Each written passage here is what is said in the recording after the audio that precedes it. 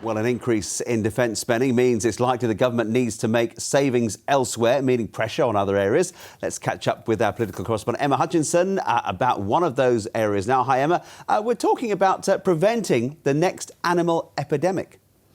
Yes, that's right. This time next week, the Chancellor Rachel Reeves will set out the government spending plans for the next few years. She's already said that there will be tough decisions to be made. We know, for example, defence spending, as we've heard, will be going up. We expect NHS spending will also be going up. So savings will likely have to be made in other places. So lots of MPs, cabinet ministers even, are lobbying the Chancellor to get money for their particular issues. And there are lots of different issues in the mix. One issue highlighted today by a new report is that of biosecurity. The National Audit Office have been looking into how well prepared we are to deal with future outbreaks of animal disease, and they've come to the conclusion that we're not well prepared at all. They say that outbreaks of disease like bird flu, like blue tongue, both of which we're seeing in our region at the moment, are happening more frequently. And if there were a more serious outbreak, the government would struggle to deal with it. So more money potentially could help, although it's not just about money. And one Norfolk MP, whose constituency was where the blue tongue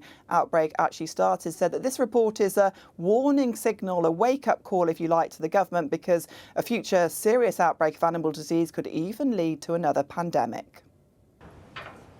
Judith Jacobs' family have been farming for generations. Here at her farm near Peterborough, they have arable crops as well as cows and sheep.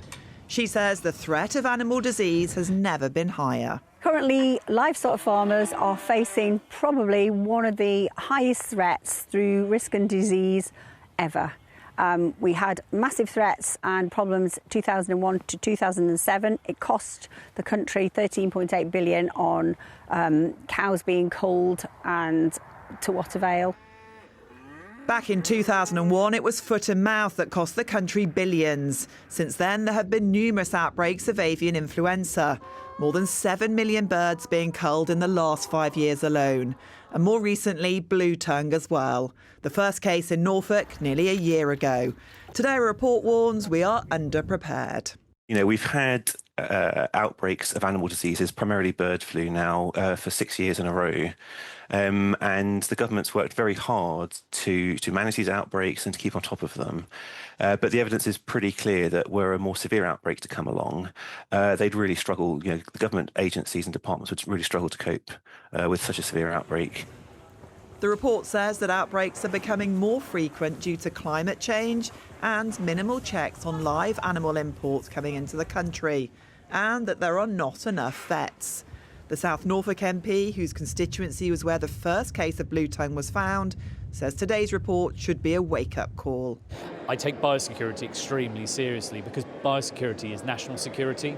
The one thing that this report really strikes a chord with me is this isn't no longer a canary in the coal mine. This is a blaring alarm going off saying if we don't fix this now, we are in serious, serious trouble, not just for the agricultural sector, but for human health as well.